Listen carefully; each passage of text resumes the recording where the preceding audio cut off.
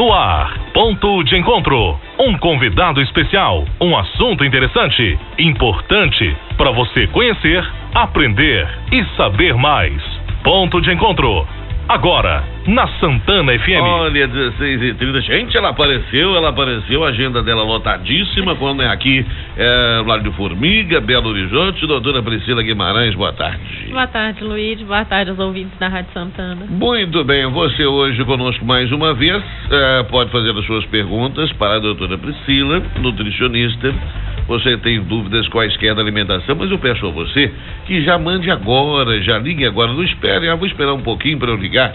Não faça isso não, porque senão você vai perder a oportunidade de fazer a sua pergunta, porque passa rápido, parece que não, mas meia hora, 35 minutos, voam no rádio, e aí você perde a oportunidade de fazer a sua pergunta, não é?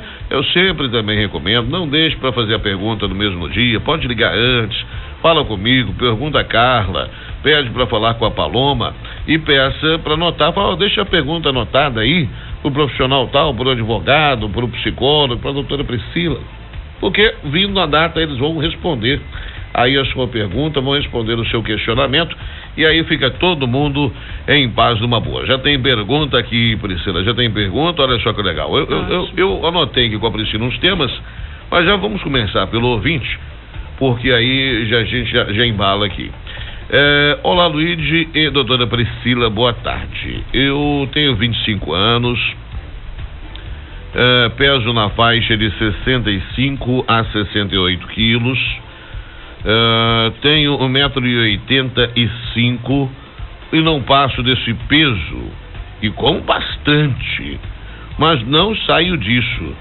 Será que se eu tomar algum suplemento eu consigo engordar? Oh, meu Deus do céu. Não falou se é homem ou mulher, falou que não, não deu nome. Eu acho que seria bom se eu dizer que se é homem ou mulher, porque acredito que biologicamente deva ter alguma diferença, até para a resposta da doutora. Você mandou a pergunta. Com essa altura, o provável é que seja homem, né? Porque é uma altura incomum para mulher. 1,85 é muito alto. 1,85 é muita coisa. E 68 quilos. Corpo que pediu a Deus, né não? Então, às vezes muito magro? Realmente pode ficar com um aspecto mais emagrecido, sim. Porque era até um dos temas que a gente tinha organizado para poder falar, né? Essa relação de peso com altura, para a gente conseguir se organizar. Então vamos começar por isso, que aí até o próprio ouvinte consegue aprender um pouco mais dessa matemáticazinha que é simples de fazer. A gente tem uma regrinha básica que chama IMC, que é o índice de massa corporal, e aí ele faz pra gente justamente essa proporção entre peso e altura para poder saber se o seu peso está adequado para a sua altura. Ele nada mais é do que uma divisão simples, então a gente consegue fazer em casa. O primeiro passo é a gente pegar a altura e multiplicar por ela mesma. Então, se eu meço 1,80, eu vou pegar 1,80 vezes 1,80 e anotar esse valor. Se eu meço 1,50 vezes 1,50 e anotar esse valor. Depois eu vou pegar meu peso e dividir por esse valor que eu anotei, né? Pela multiplicação da minha altura por ela mesma. E aí eu vou chegar a um valor, né? Que pode variar de... Normalmente o valor normal varia de 19 até 24,9. E aí sempre que eu tiver abaixo de 19 ou acima de 24,9, tem alguma coisa errada nessa proporção do meu peso para minha altura. Então se eu tiver abaixo, significa que eu estou tendendo a baixo peso, a desnutrição. Tá. Se eu estiver acima, significa que eu estou em sobrepeso, e aí a gente tem as classificações, né? De 24,9 até 29,9, sobrepeso. De 29,9, de 30, né? Até 34,9, obesidade grau 1, até 40, grau 2, e acima de 40, grau 3. Então, 1,85, no caso dele, 1,85 vezes 1,85. Isso. Né? Vai aqui 3, peraí, aí já deu bobagem aqui. 1,85 vezes 1,85. 3,9 dividido... Não, aí o peso dividido por esse valor aí. Então, então 3,4. Isso, aí vamos arredondar aqui, é 3,4, né? Então ele tem 68 quilos. 68 dividido por 3,4. Aí. Vai dar aqui 20. 19,8 na conta certinha, sem arredondar. Tá. E aí a gente vê que realmente o peso dele está mais próximo do baixo peso do que do peso normal. Vou nem fazer o meu aqui, O que a gente considera legal, Luiz, é que esse IMC fique por volta de 22, 22,5, que é a metade entre 19 e 24,9. Porque aí eu não fico tendendo nem a ter baixo peso, nem a chegar no sobrepeso com facilidade. Então, o que o ouvinte perguntou, realmente o peso dele é um pouco mais baixo. A gente precisa avaliar toda a alimentação dele para ver se essa alimentação não está sendo insuficiente para poder fazer esse excesso de peso. Mas, normalmente, as pessoas que têm dificuldade em ganhar peso são pessoas que têm metabolismo muito acelerado, né? Ou seja, o corpo gasta muita energia e fazer essa compensação com a alimentação muitas vezes é difícil. E aí a suplementação realmente pode ajudar a gente.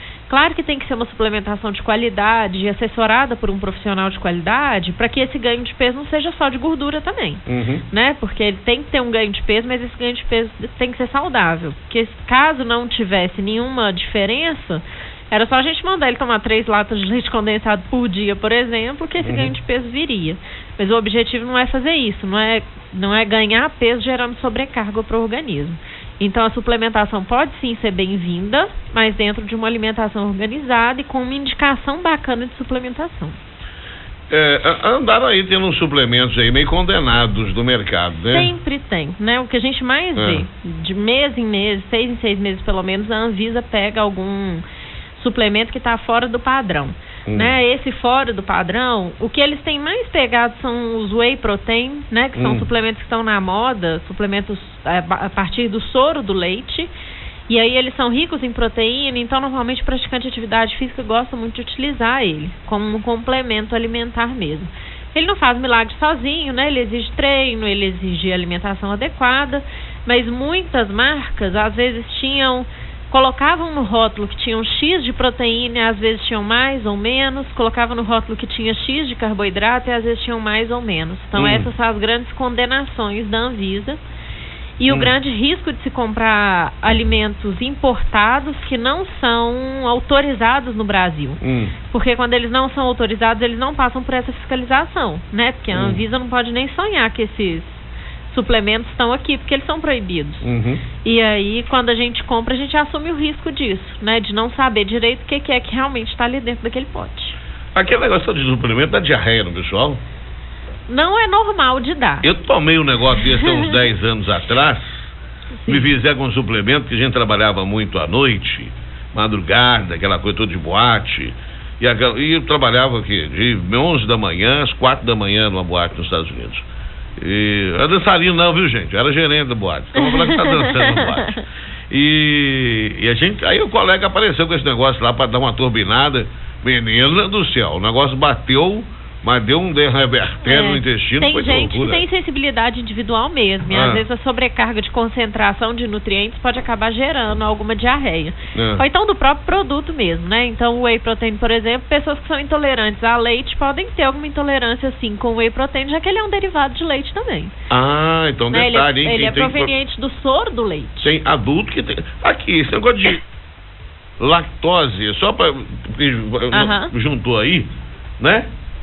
Marmanjo também tem problema de lactose? E muito. Na verdade, marmanjo é o que mais tem, porque à medida que a gente cresce, a produção de lactase, que é a enzima que digere a lactose no intestino da gente, cai muito. Ela está perguntando aqui por quê? Porque nós estávamos conversando esses dias de criança e que alguém falou que quando cresce diminui esse negócio de rejeição, né, à lactose. Pode diminuir ou pode piorar. Então, um detalhe importante, hein? Exatamente. O cara que vai marombar, uma academia, o colega vai, toma esse proteína aí. Se vai lá, tá intolerante a qualquer parte do leite, pode gerar intolerância também. O colega que mandou lá de 1,85, se lhe serve de consolo, meu querido. O meu resultado aqui, ó, da massa Mexal IMC, olha só que fofura. 41,23. Exatamente. Eu tô redondo, né? Tá. Eu tô no perigo, né? Quer que te classifique, Lu? Pode. Obesidade grau 3. Ave Maria. Você é o tal do mórbido? O mórbido, exatamente. Você tá vendo? Eu falo. Por isso que você me chamou de mórbido esses dias. Fazer o regime, você não me escuta. É dureza. Aqui, tem outra comadre que trabalha aqui, não vou falar o nome dela não, para não entregar ela. Ela falou que o IMC dela é 25,33. Aí tá em sobrepeso. Sobrepeso, né? quase gorda. Não é tá pertinho de voltar, que tá de 24,9. É fácil, é 24,9, não tá tanto limite, assim. É sobrepeso só. Ah. Né? 2 quilinhos aí resolve o problema. Ah, é? Aí, ó, tá vendo? Não é desesperar. Avisa lá sua colega que emagrecer só 2 quilos. Ela tá em forma, viu? Avisa ela lá. Paloma Guimarães. Gente do céu. Mas vem cá, obesidade mórbida não é aquela obesidade que sai caindo pro lado, que fica símbolo, a pessoa fica meio... A gente, na verdade, a gente tem essa impressão de que o obeso mórbido é só aquele super obeso, né? De que é aquela pessoa que tem um grau de obesidade muito grande. E isso, às vezes, é até uma dificuldade, Luíde, porque no consultório, uma das perguntas que a gente faz para o paciente é se tem histórico de obesidade na família. A minha família é tudo gordinho. E aí a maioria das pessoas respondem para a gente desse jeito. Não, obeso não tem não, o pessoal é mais gordinho. Mas quando você para poder ver, um mais gordinho num IMC de 30 não é difícil de chegar nele. Né? Então, às vezes, o mais gordinho que a gente considera obeso, muitas vezes a população não considera, porque ela acha que o obeso é só aquele indivíduo muito gordão, que tem dificuldade de se locomover, né? É aqueles casos que a gente vê na televisão mesmo, 200 quilos, 250 quilos, que a gente acha que o mórbido é aquele que vai estar em cima da cama sem conseguir se locomover. E não é bem assim, o padrão hoje já é bem diferente. E a gente tem as comorbidades aparecendo desde o primeiro grau de obesidade, né? Então tem que tomar muito cuidado mesmo. Pô, fiquei deprimido agora, hein, gente? Vou ter que fazer uma dieta aí, hein? Tô mórbido. Eu tô mórbido. Fiquei bobo agora. Eu fui esse dia no encontro de família, e aí a turma mais, os primos todos, aquela conversando tanto, e ele falou: Luiz, você tá lembrado do filme Caça-Fantasmas? Você assistiu Caça-Fantasmas? Que tinha aquele monstro de marshmallow. Eu falei, você tá parecendo um monstro de marshmallow. Eu falei, nossa, tá feia. Gente, obrigada, né? Vamos ali pro comercial, porque depois dessa aqui eu deprimi. Eu tô no igual 41, gente. Como é que eu faço? Vamos pro intervalo que eu volto. A rádio que mais na região. Oi, muito bem, 4h48. O Robson, Priscila, nos ligou. É Robson ou Carla? Robson não, né? É Robson mesmo. É o Robson. De Divinópolis. Diz que ele tem 1,66 m. Você não dando matemática agora, hein? 1,66 m e... Deve esperar ligar a calculadora ali. E pesa 108 quilos. Diz que ele foi no médico e aí o médico falou que ele tinha que perder 20 quilos em uma semana. Achei meio radical isso aqui também. Ele fez caminhada, ele ficou sem jantar, ele emagreceu 5 quilos. Perguntou se esse ritmo tá bom. Aí ele deu uma relaxada, pergunta se ele voltar a esses hábitos, ele vai conseguir bons resultados. Em uma semana é impossível de se fazer, sim, né? Nem um paciente que passa por cirurgia bariátrica emagrece esse valor em uma semana. Não existe, né? Isso, o médico deve ter se equivocado nesse período de tempo, né? Talvez. Ou o próprio Robson não entendido mal. Talvez mais tempo. Mas essa perda de 5 quilos já é ótima. A gente organiza os pacientes para que a perda seja de 2 a 4 quilos por mês. Então... Pois é, mas 5 quilos... me preocupa uma coisa, igual, por exemplo, você virou para mim e falou aqui, ó, Luiz, tudo bem, você está com índice exagerado, 41, tem que fazer dieta, tem que emagrecer. Sim. Beleza. Tá, aí as pessoas entram, eu não esquento a cabeça com isso. Tem mais coisa para preocupar. Tem pessoas que se abalam emocionalmente. Sim. Quando recebem, você falou, posso falar? Né? Eu tenho certeza que você tem pacientes que você tem que preparar para dar má notícia. É lógico. Né? E normalmente o objetivo também nem é traçar grandes metas, né? Não sei se é essa a sua pergunta. Não, eu fico preocupado aqui com as pessoas que recebam a informação de que você está gordo. Sim. Você está obeso. Aí ela entra num radicalismo. Enorme. O corpo sente isso, não? Sim. Você não agride o seu corpo se a pessoa fala, não, a partir de amanhã eu não vou almoçar, não vou jantar, eu só vou comer a folha de alface e tomate, eu não vou beber nada de açúcar, eu só vou tomar água. Sim. Isso da noite por dia, para um corpo que já vem de 15 anos gordo, que se conhece como gordo, o que a gente vê muito, Luíde, é que o corpo da gente, ele trabalha muito uma teoria da física, né? Que é a teoria do equilíbrio e do caos. Por mais que eu esteja insatisfeita com o meu corpo hoje, que eu esteja acima do peso, que eu esteja abaixo do peso, o meu corpo hoje está habituado a trabalhar da forma que ele está. Ele já se organizou, ele já organizou todos os processos bioquímicos para poder mandar oxigênio para todas essas partes, mesmo eu estando acima do peso. Então, meu coração já sabe o quanto de sangue ele precisa bater, né, bombear, quantas vezes ele precisa bater para poder fazer isso, para poder me manter bem oxigenada, né, e fazer todas as funções. Quando eu entro numa dieta muito restritiva ou eu começo a fazer uma atividade física que eu não fazia antes, isso vai levar meu corpo para o caos. Porque ele vai, da noite para o dia, ele vai olhar sem entender nada, que ele vai ter que se adaptar de novo. E ele não quer fazer isso. Ele quer manter aquele equilíbrio que ele está. Então, a gente fala que para poder estabelecer um novo equilíbrio no organismo, primeiro a gente tem que estabelecer o caos. Só que a gente tem que lidar com a proporcionalidade desse caos, porque é um caos que precisa ser mantido por um período até que um novo equilíbrio seja retomado. Então, essas dietas que são muito restritivas, a gente normalmente não aconselha, porque não é coisa que a gente consegue manter por muito tempo. Eu posso chegar hoje e falar assim, hoje não como mais nada, como só salada na hora do almoço, fruta durante o dia e não tomo mais nada de açúcar, mas por quanto tempo que eu vou conseguir manter isso? Eu vou conseguir manter isso por 6 meses, 1 ano, pelo resto da minha vida? Porque se depois que eu fizer essa dieta muito restritiva e tiver toda a perda de peso que eu queria ter, se eu voltar a comer exatamente como eu como hoje, eu vou ganhar peso de novo. E aí a gente vai para aquele efeito sanfona, que é o que acontece muito. Emagrece, engorda, justamente por isso. Porque fez mudanças na alimentação que não consegue manter a longo prazo. Então o objetivo da reeducação alimentar é justamente esse, né? De não propor mudanças muito drásticas, de que a gente retome um novo equilíbrio no organismo, mas devagar, né? Sem estabelecer um caos muito grande para não gerar um grande choque no organismo. Perfeito. 16h53. Grávida pode engordar, Priscila? Ai, grávida tem que engordar, né, Luiz? O caso da nutricionista. É o caso da nutricionista. Vamos comunicar para todo o Centro-Oeste Mineiro, viu? Quem não sabia vai saber agora, que a doutora Priscila Guimarães vai ser mamãe, gente. Isso. Vai ser mamãe. Vamos. E eu aproveitei, a gente não pode perder a deixa, porque tudo é assunto, né? Tudo é informação para você. E para ela própria agora é um processo de transformação orgânica, emocional, né? Hormonal. E muito, né? E aí não deixa de ser um aprendizado prático daquilo que ela vem aqui trazendo como informação. E aí eu falo, olha que legal, então nós vamos, enquanto o bebê não nascer, nós vamos explorar da doutora Priscila para sempre quando possível ela trazer informações para você que é gestante, para você que também descobriu agora que está gestante, você falou que está com 4 meses, né? 4 meses.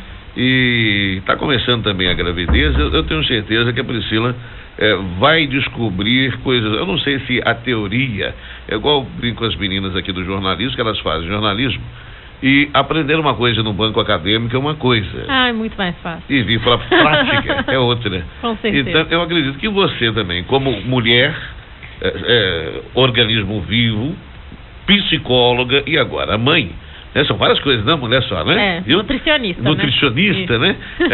Vai descobrir talvez novas interpretações. Sim. Na prática daquilo que você sempre estudou, talvez até transforme a sua forma de orientar baseado na experiência própria. Então, por exemplo, assim, a mulher sente desejo, né, de comer rapadura às 3 horas da manhã. Isso é mito ou verdade? Isso vai me engordar? Realmente acontece, que eu sei que é uma coisa que de repente você nunca sentiu. Já sentiu nesses 4 meses? Não, desejo assim, dessa coisa incontrolável de ter que comer o alimento ali naquela hora, não. A gente tem vontade de comer as coisas, mas são vontades normais, que se não acontecer hoje, acontecer semana que vem, tudo bem, né? Mas desejo assim, não. Mas o que eu consigo perceber até o momento é que o apetite fica maior mesmo. Aumenta. Verdade, come para 2. E ele fica melhor, tipo, as coisas ficam muito mais gostosas do que elas eram. Ah, entendi isso aí, tá vendo, meninas grávidas? E aí é um problema, porque como fica tudo muito gostoso, você quer comer mais. Então, é um processo. Então, você já está começando a descobrir a autodisciplina. Não que você não tivesse, mas então é importante, você já está descobrindo que é importante a mulher grávida ter uma autodisciplina maior do que a não gestante. Exatamente, porque o controle é muito mais difícil de se ter, né? Uma vez que o alimento fica sempre mais gostoso, é difícil de controlar esse volume de alimento. Primeira vez que eu ouço, tá vendo como é que é interessante? Parece balela de entrevista, de programa de rádio. Mas é a primeira vez na minha vida toda de rádio, fazendo entrevista, que eu ouço uma mulher, uma grávida, dizer que a comida, que o sabor muda. Que ele fica mais gostoso. Por isso, talvez, eu já tive uma entrevistada que o marido, na verdade o marido, que a gente estava conversando sobre pais, né, de mulheres grávidas, aquela coisa toda. E ele falou, a minha mulher ficou com vontade de chupar tijolo de chuva. Aquele tijolo furadinho. Eu falava, não, mas ela pegou e saiu lambendo aquele negócio, porque tinha um gosto, ela falou que tinha um gosto assim, indescritível. Eu falei, deve ser frescura de grávida. Isso é um distúrbio, na verdade, né? Quando os desejos são loucos, assim, tijolo, terra, pedra. Aí, na verdade, é um distúrbio mesmo que acontece. Ele tem até um nome específico, esqueci o nome dele agora. E aí ele precisa ser tratado mesmo. Normalmente acontece por alguma deficiência grave de alguma vitamina ou mineral, né? E aí busca por esses itens terrosos para poder tentar fazer essa compensação. Mas não é normal de ter essa vontade enlouquecida de comer coisas estranhas, não. Porque de vez em quando tem umas misturas, né? Comer abacate com jiló. A minha esposa, por exemplo, ela detesta jiló. Detesta jiló. Nunca comeu jiló. Quando grávida do Gabriel agora, deu uma fissura de comer jiló. Eu falei, não, tá de brincadeira, vai comer, vai passar mal. E afoguei o jiló, e ela comeu o jiló, e aí diz que passa pro filho, né? Essas coisas também.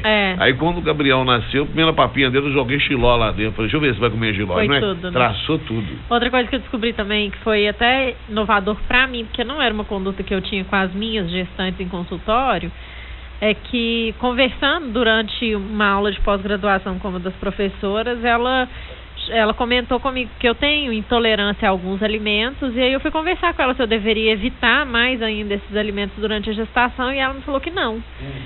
Que na medida do possível era para eu poder fazer o controle desses alimentos que eu era intolerante, para eu poder tentar fazer a sensibilização do bebê, né? E aí isso era uma coisa que eu não faria, né? Normalmente com as minhas gestantes, os alimentos que elas eram intolerantes, eu acabava reduzindo a quantidade para poder tentar precaver essas intolerâncias. E na verdade o que a gente tem que fazer é o oposto. Então uma gestante que é intolerante a leite, desde que não seja uma intolerância grave, né, gente? Não seja uma doença celíaca, por exemplo, uma intolerância grave a leite ou algum outro alimento, a gente tem que consumir ele de vez em quando para poder fazer essa sensibilização do bebê, e era uma rotina que eu não fazia em consultório. Porque você tem um problema, não quer dizer que necessariamente o seu filho vai ter, ou para que ele já crie para que ele crie resistência àquele alimento e não tenha algum problema, né, de intolerância ao mesmo alimento. Então, na verdade, se você não teve como gerar anticorpos, o seu filho poderá gerá-los, desde que ele seja provocado a isso.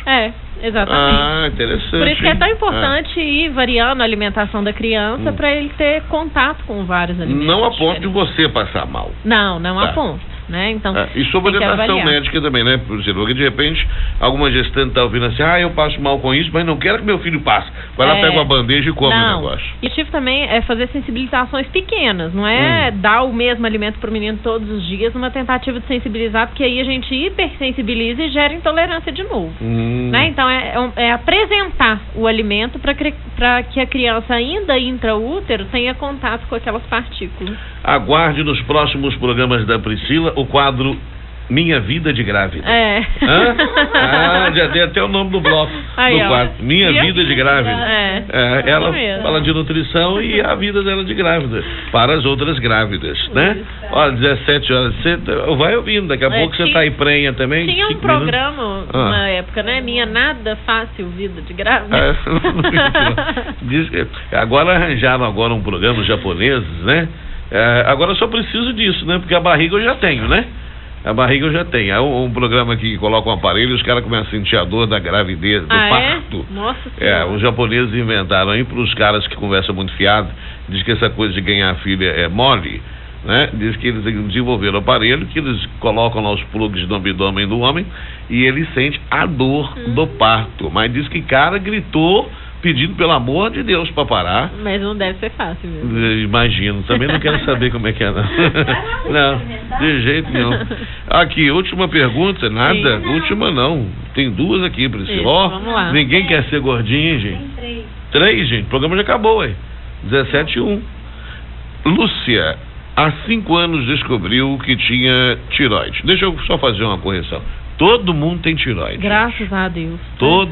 Falar que tem tireoide é um erro, viu? Que todos nós, uma grande maioria das vezes, incorremos. Nós sofremos de hipertireoidismo, né, ou hipotireoidismo. Mas tireoide, todo mundo nasce com tireoide. Quem nasceu com tireoide tá lascado. Sem tireoide. Não é, Carla Barbosa? Tá certo assim? A Carla que é assim. Não é assim não, Luiz Stefano. Não é assim, Então, tá tudo muito bem. Então, deixa eu te contar uma novidade, Lúcia. Tem mais de 30 anos que você tem tireoide. Não é só 5, não. Eu não sei quantos anos você tem, não. Mas tem muitos anos. Desde quando você é vivinha na Silva que você tem tireoide. Muito bem. E quando ela descobriu, até hoje, ela não engordou, nem perdeu peso. Ela quer saber por quê. Tudo bem, porque a sua tireoide está legal. Bom, sendo que a sobrinha dela descobriu que tinha tireoide, e foi quando foi ao médico e ficou sabendo que estava acima do peso. O que pode acontecer, Luiz, é diferença de produção hormonal, porque uma pessoa que tem alteração da tireoide, seja ela por uma baixa produção de hormônio, que é o hipotireoidismo, ou por um excesso de produção do hormônio, que é o hipertireoidismo, essa variação pode ir de uma pequena alteração até uma grande alteração. E é isso que vai fazer esses sintomas serem maiores ou menores em cada indivíduo, né? Então, no caso da Lúcia, por exemplo, ela pode ter descoberto o hipotireoidismo dela, né? Se for o hipo mesmo, que é o mais comum, numa fase muito inicial. E aí, como ela entrou com a medicação de reposição desse hormônio, ela não conseguiu sentir esses efeitos de hipo, ou de perda de peso ou de ganho de peso. Já a sobrinha dela, às vezes, já podia estar com esse hipotireoidismo há mais tempo, não sabia. Ela estava acima, então estava com hiper. Hipo. E aí já estava mais tempo, não sabia, e por isso acabou aparecendo o sintoma do ganho de peso, né? Então Lúcia, pode ser por essa divergência. Então, além de você ter ganhado um presente maior, você agora vai saber que na sua vida toda você sempre teve tireoide, porque todo mundo tem tireoide, e aí você sofreu uma disfunção, né? Para te dar um exemplo, para te ilustrar, eu, por exemplo, descobri que tinha hipertireoidismo, que me fez emagrecer 22 quilos em 3 meses. Depois de descoberto o hipertireoidismo, eu fiz o tratamento, comecei a tomar, engordei igual um hipopótamo e agora eu faço o controle, a minha tireoide está equilibrada. Exatamente, é isso que é importante a gente frisar. Mas fiquei gordo. Pois mas tem alguns pacientes, isso que é importante. Tem pacientes, por exemplo, que chegam no consultório e falam assim, eu tô acima do peso, mas é porque eu tenho hipotireoidismo. E isso não é desculpa para estar acima do peso. Uma tireoide que tem algum hipotireoidismo, né, e que faça a gente ganhar peso, ela só vai fazer ganhar peso enquanto ela não for controlada. Depois que o paciente estiver tomando medicação, fazendo exames periódicos e essa glândula, essa produção hormonal estiver controlada, a justificativa para o já não é mais a tireoide. O médico, por exemplo, suspendeu meu medicamento. Falou, olha, você já está há 2 exames no intervalo inferior a 6 meses com ela em equilíbrio. você vai manter mais 4 exames. Se dentro de 2 anos ela se mantiver, você não tem que tomar mais medicamento. Você se livrou, não é uma coisa comum de se acontecer, mas foi abençoado por Deus, né? Deus me ama. Falou, vai ficar gordo, mas sem tiroide. Penso positivo. O que é, Paulo? Música pra você. Gordinho saliente, gordinho gostoso. Enfim. Tenho 1,76 m, peso 108 quilos. O médico falou que eu tinha que perder 20 quilos. Tenho 1,76 e pesa 108 quilos. O médico falou que eu tenho que perder 20. Aí eu faço caminhada 1 hora por dia, regar comida, perdeu 5, agora está com 103. É o Robson. Será que é mesmo o Robson? Não. Será? Acredito que é. O Robson mandou... Não, o Robson não tinha 1 metro... o Robson, ligou 2 vezes. O Robson mandou 2 vezes, filho. Vai emagrecendo assim, vai lá, falou que pode ir devagarzinho. Vai devagarzinho. De 3 a 5 tá bom por semana. Estabelece metas pequenas, vai de 7 em 7 quilos, de 5 em 5, e aí, à medida que a gente fizer um novo peso, a gente faz uma nova meta. Uma nova meta. Tá bom, Priscila. Obrigado, viu? Obrigada, Luiz. Obrigada aos ouvintes da Rádio Santana. A gente vai conversar com a Priscila no próximo dia 25. Isso. Dia 25, aqui às 2 da tarde, ela atendendo aos seus questionamentos, suas perguntas e tendo o seu Minha Vida de Grávida aqui no nosso ponto de encontro. Obrigado, Priscila. Obrigada a você, Luiz. Muito bem, são 17h07, agora 17h07 no nosso encontro da 96,9. Daqui a pouquinho tem para você o nosso Tribuna Livre. Santana FM. Muito mais hits, muito mais prêmios, muito mais alegria. Isso é 96,9.